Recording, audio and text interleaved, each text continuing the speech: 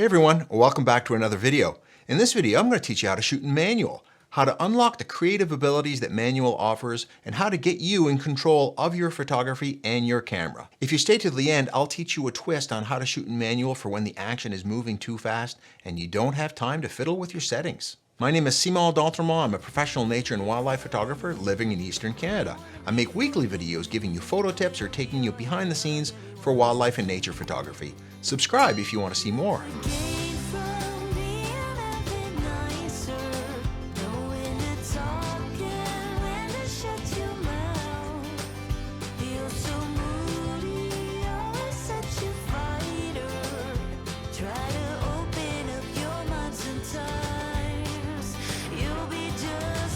First off, I need to disclose that I'm not a shooting in manual snob that thinks that shooting in manual is the only way to rise to a high level in photography. There are plenty of situations and plenty of photographers who use aperture priority, shutter priority very effectively for their scenarios. That being said, shooting in manual gives you the ultimate control of the camera, not allowing the camera to make the creative decisions, but putting those in your hands so you can take more creative photos. First off, let's look at the 3 settings that you need to be in control of to be shooting in manual.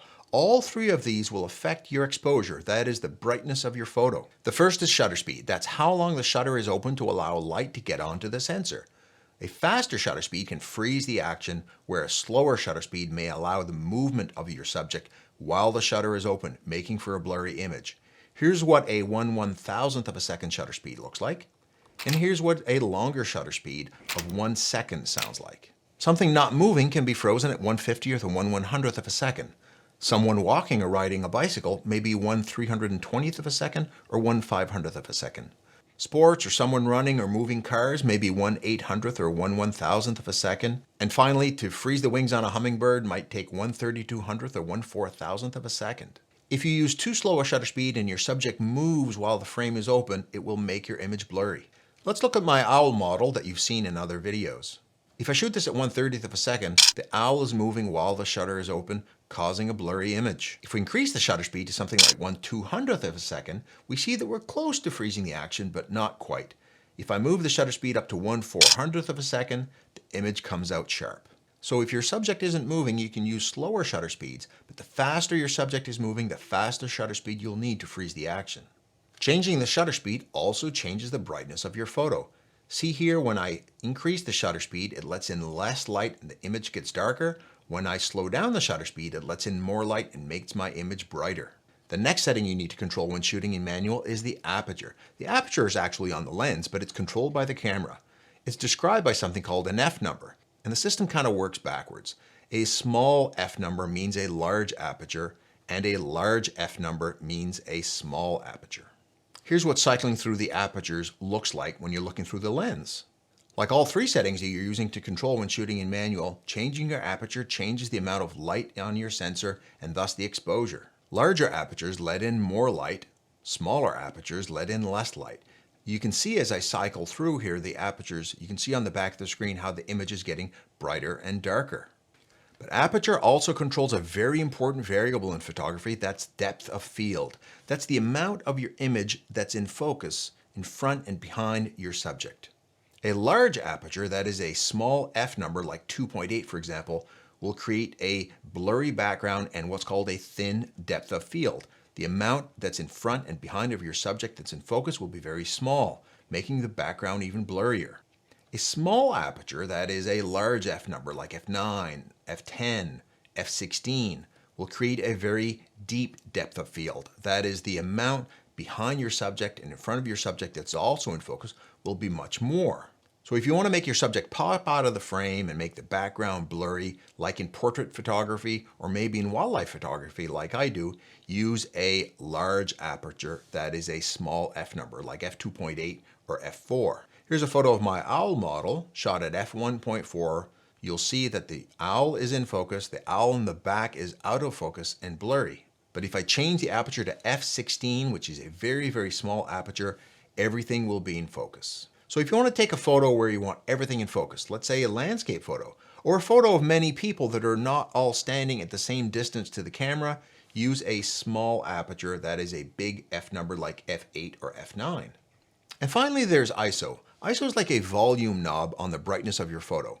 If your photo is too dark, you can raise the ISO to brighten it. If your photo is too bright, you can lower the ISO to lower it. Most cameras have a base ISO of around ISO 100, which is the lowest it can go. If your image is very dark and you need to really raise the ISO to get the brightness at an acceptable level, you'll introduce noise into your photo. It's best to try to keep ISO low by making sure your shutter speed and your aperture are collecting as much light as you can. If you're shooting outside, you might be able to get away with shooting at ISO 100, which is often the base ISO and gives the cleanest images. But indoors or in very dark environments, you may need to raise the ISO to 1600, 3200, or 6400, which can introduce noise into your photos. Here's the same photo taken at ISO 100 and ISO 6400, and I'll zoom in so you can see the difference in the image quality and noise. Also, by looking at the back of the camera, see how when I increase or decrease the ISO, the image gets brighter or darker. So shooting in manual is all about controlling these three settings so that your exposure is appropriate and that you're controlling the creative parts of your photo like depth of field and freezing the action just like you want to. One more quick thing before we get into some practical examples. How do you know if your exposure is right? Well, luckily your camera has a light meter. The light meter is on a scale with 0 being the appropriate exposure. 1, 2, and 3 stops on the right are overly bright. 1, 2, and 3 stops on the left are overly dark. You'll see that as I increase or decrease the brightness of this image, your light meter will show you whether or not it's overexposed or underexposed. Getting the exposure right is getting the light meter to 0. The reason the aperture and shutter priority don't always yield the best results is that your camera can't read your mind. It doesn't know what you want creatively for a depth of field and how much shutter speed you need to freeze the action. That's where manual comes in. So it's time to shoot in manual, but where to start? This is often the most difficult decision for people shooting in manual for the first time. Every photo usually has something that's very critical, something that's kind of important, and a third parameter that's maybe less important. Aperture, shutter speed, and ISO not only control the exposure of your photo, but they control the creative aspect of your photo, either freezing the action, getting the background out of focus or in focus, or image quality. So I say start with the most important variable in your photo and finish with the least important that you can use as what I call your tweaking variable at the end to get your exposure to 0. To note, you should rarely finish with aperture. It's not very often that it's not going to make a difference whether or not your subject and your background are in focus or just one of them. So if the most important thing in your photo is to decide whether or not you want both your subject and your background to be in focus, aperture controls these. So let's set that first. In this case, for example, if I want my owl to be in focus but the background to be blurry, I want a large aperture, and that's a small f number. My lens can open up to f1.4. Then let's set the shutter speed needed to freeze the action. In this particular case, the owl isn't moving, so I don't need a lot of shutter speed. Now I've left my ISO as my tweaking variable. That is the last thing that I play with to set the exposure to 0. In this case, ISO 250 is giving me the perfect exposure. If freezing the action is the most important variable in your photo, like when you're shooting sports and wildlife, shutter speed is what controls that, so let's set that first. You can set that at 1/500th of a second for a kid on a bicycle. Planes at an air show or sports may be 1/1000th of a second, and for fast flying birds, 1/2500th of a second. For my little owl model going across the frame, it's not going very fast. 1/400th of a second should be enough to freeze that. In this scenario, I only need the owl to be in focus, so I'll leave my lens wide open at f1.4. Finally, let's set the ISO last as the tweaking variable to get the exposure to 0. In this particular case, setting my ISO to 3200 will get my exposure to 0. I often recommend leaving ISO till your last variable to tune your exposure because it's not responsible for any of the creative aspects of your photo, just an image quality one. But let's look at a scenario where starting with your ISO is okay. If you're on a tripod and your subject isn't moving, then your shutter speed is often not very critical to the image. You can leave that till last. In this case, my owl isn't moving and my camera's on a stable base on a table. I can set the ISO to 100 for the best image quality. I have the aperture at f5, which will make some of the background in focus, but not all of it. And as my tweaking variable to get the exposure to 0, now I can set my shutter speed to what's needed to get the exposure to 0. In this particular case, 0.8 of a second. Take note that for really slow shutter speeds using this technique, you should use a 2-second timer or shutter release to make sure the shutter vibrations don't make your images blurry.